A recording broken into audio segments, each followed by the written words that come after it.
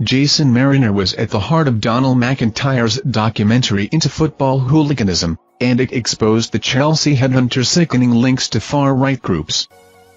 Britain's most infamous football hooligan who defied the family of Lee Rigby with a mural of the murdered soldier in his shop in Thailand has a history of sickening far-right links, and even boasted of Nazi salutes while visiting Auschwitz. English football hooliganism has long been a stain on the beautiful game on these shores, and a landmark documentary revealed the dark and brutal side of Chelsea's fan base at the turn of the century. The casual movement kicked off in the UK in the 1960s. Supporters known for wearing expensive designer gear and forming hooligan groups known as firms met up to fight before and after games, as British police tried in vain to curtail the wave of organised violence. But when journalist Donal MacIntyre set about infiltrating the Chelsea Headhunters in an undercover sting for a 1999 documentary, he found there was also a fascist wing of the notorious crew, whose top boys included Jason Marriner. Known as the General, Marriner had been a hooligan since his teens and became one of the most feared men across British terraces. The owner of a tire-fitting firm, Marriner, who has now created a new life for himself in Thailand and opened his own expat shop, lived for the fun of violence, whether it was at home or following England across Europe. Coupled with the skinhead movement, Chelsea's firm was originally called the Shed Boys. By the 1990s, they had evolved into the Chelsea Headhunters, with Marriner and another thug, Andy Frayne, who was nicknamed Nightmare, at the heart of the gang. Police already had the duo on their radar when MacIntyre started to produce his tell-all BBC documentary. Some members of the group had previously been arrested in a police sting in 1986, when tales emerged of how rival fans were left seriously wounded and unconscious with calling cards which said "You have been nominated and dealt with by the Chelsea Headhunters." Yet when MacIntyre threw himself into the sinister underbelly of football, he found there were also vile racist and neo-Nazi tendencies within the Chelsea Headhunters, with links to white supremacist groups such as Combat 18 and the National Front, and affiliations to Northern Irish loyalist paramilitary organisations, like the Ulster Volunteer Force, UVF. The award-winning journalist committed to his role. He passed out while getting a Chelsea tattoo, rented out an expensive Mercedes, and even moved into a flat above tire fitter Marriner's home. His aim was to befriend Marriner, and he was eventually welcomed into the then 31-year-old's inner circle. It was the first trip away, a European clash with FC Kibbenhaven, that left a chilling imprint on MacIntyre.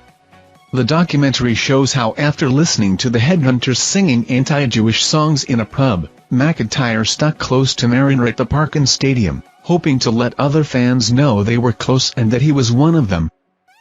The journalist witnessed Marriner throwing up Nazi salutes at the stewards, and commented that Marriner was trying to start trouble. Ultimately, it kicked off between the fans after the game, and MacIntyre came home with bruises, after being punched and kicked.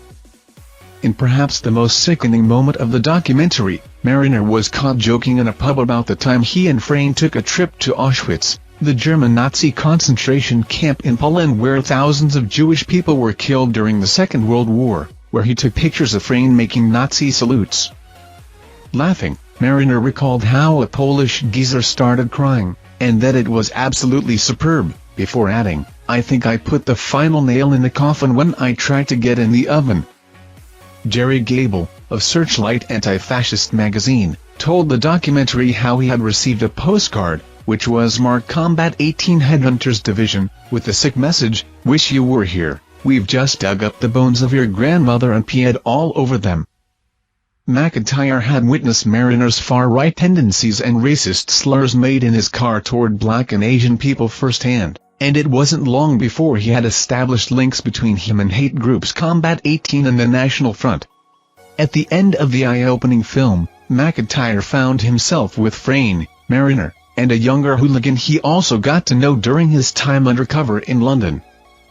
The Headhunters were preparing to ambush a peaceful march commemorating Bloody Sunday, one of the darkest moments during the Troubles in Northern Ireland, when 14 Catholics were shot dead. Intent on violence, Marriner and his mates had linked up with Combat 18 to target those on the march. It was here MacIntyre caught footage of Marriner side by side with the leader of the neo-Nazi terrorist organization, before police intercepted the obs. The documentary aired shortly afterwards, and while Marriner was still a free man at the time of its airing, he was soon behind bars.